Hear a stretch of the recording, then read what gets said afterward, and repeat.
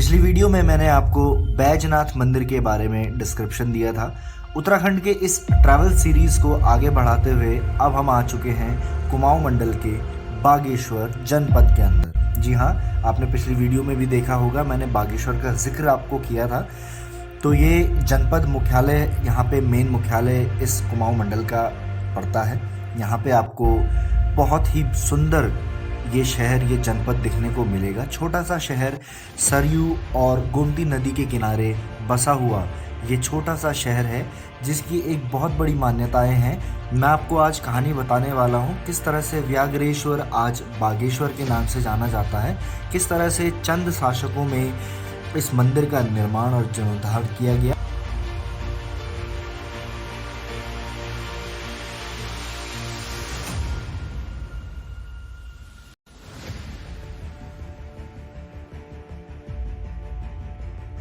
तो अभी मैं मौजूद हूँ बागनाथ मंदिर में। जी हाँ, उत्तराखंड के कुमाऊं मंडल में ये मंदिर पड़ता है। भगवान श्री भोलेनाथ का ये मंदिर है। बहुत बड़ी मान्यता इस मंदिर की रही है। जानेंगे किस तरह से भगवान भोलेनाथ ने यहाँ पे बाघ यानी कि शेर का रूप रखा और माता पार्वती को गाय के रूप में आने के लिए बोला। क्या कारण थे, आइए सुनते हैं। वशिष्ठ मुनि जो थे, मतलब वे ला रहे थे सरयू गंगा को। तो सरयू गंगा के आने के उद्गम पर, जहाँ पर उनका रास्ता था, वहाँ पर मार्कंडेय मुनि तप कर रहे थे। तप करने से क्या है कि तब उन्होंने, वशिष्ठ मुनि ने शिव की तपस्या की थी। तो शिव के प्रकट होने में तब जाके उन्होंने क्या किया कि उन्होंने कहा कि आपसे, आपकी तपस्या से हम खुश हैं, आप कोई वरदान मांगिए। उन्होंने कहा कि मेरे को वरदान में जो है मार्कंडेय मुनि तप कर रहे हैं, मतलब वो तप से उनको उठाना है। तब जाके उन्होंने क्या किया, मार्कंडेय मुनि के आगे मतलब माता पार्वती जी को गाय बना के भेज दिया और अपना बाघ बन के चले गए। जब गाय ने बाघ को देखा तो वो चिल्लाने लगी, इतनी चिल्लाई कि मार्कंडेय मुनि ने अपने तप से आंखें खोल दी। तो उन्होंने देखा कि गाय को जो है बाघ मारने वाला है। तो तब उन्होंने वह तप से बढ़ के उस गाय को बचाने की सोची। तो वह अपने आसन से उठ के वो गाय को बचाने लग गई। तो गाय जब अपने आसन से उठे तो गाय जो थी भागे आगे से, पीछे से बाघ भी भागा उनकी। आपने अभी जिस स्थान पर आपने जल चढ़ाया, उस स्थान पर जब वहाँ पर मार्कंडेय मुनि, गाय और बाघ जब पहुँचे तो वे तब शिव और पार्वती के रूप में प्रकट हो गए। तो तब मार्कंडेय मुनि ने कहा कि जैसे दर्शन आपने हमको दिए, वैसे दर्शन आप आने वाले भक्तों को भी दीजिए, उनके मनोकामना पूरी करते। तब यहाँ पर जल चढ़ाने का महत्व अधिक। कहते हैं पूरे भारत में बागेश्वर का ये बागनाथ मंदिर ही एक ऐसा स्थान है जहाँ पे भगवान भोलेनाथ का स्वयंभू शिवलिंग दो मुखी दिखता है। ये जो आप शिवलिंग देख रहे हैं, ये दो मुखी शिवलिंग एक माता पार्वती और एक भगवान भोलेनाथ का प्रतिबिंब को दर्शाता है।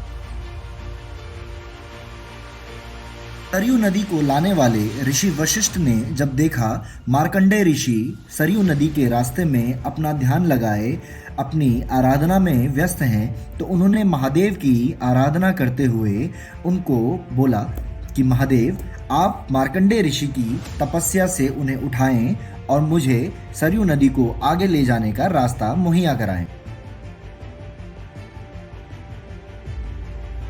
बस इसी कथा के चलते 1450 में जब लक्ष्मी चंद ने बागनाथ मंदिर का निर्माण बागेश्वर में कराया, तो उन्होंने व्याघ्रेश्वर की जगह इस स्थान का नाम बागेश्वर रख दिया था, क्योंकि यहीं पे शिव जी ने बाघ यानी शेर का रूप लिया था।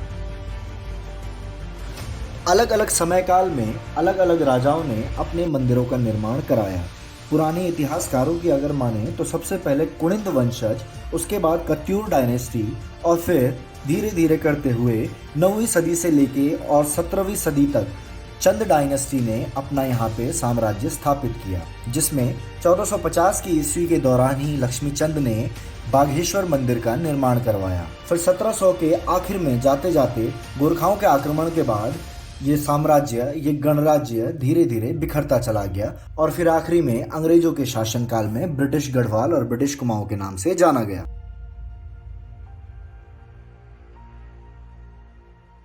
बागेश्वर कुमाऊं मंडल का एक छोटा सा जनपद जो कि गोमती और सरयू नदी के किनारे बसा हुआ है। ये आपको समुद्र तल से 1004 मीटर की ऊंचाई पर स्वच्छ वातावरण के साथ मिल जाएगा।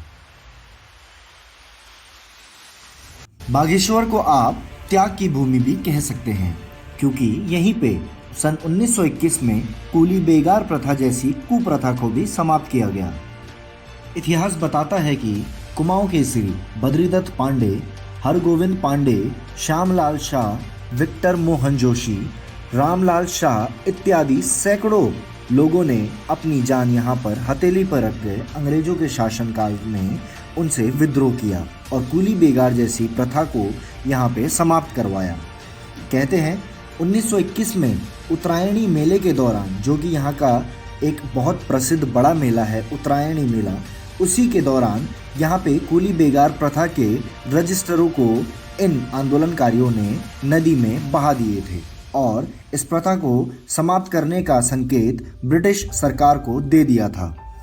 इसी के चलते महात्मा गांधी इस प्रसिद्ध कूली बेगार प्रथा के समर्थन में बागेश्वर भी आए थे।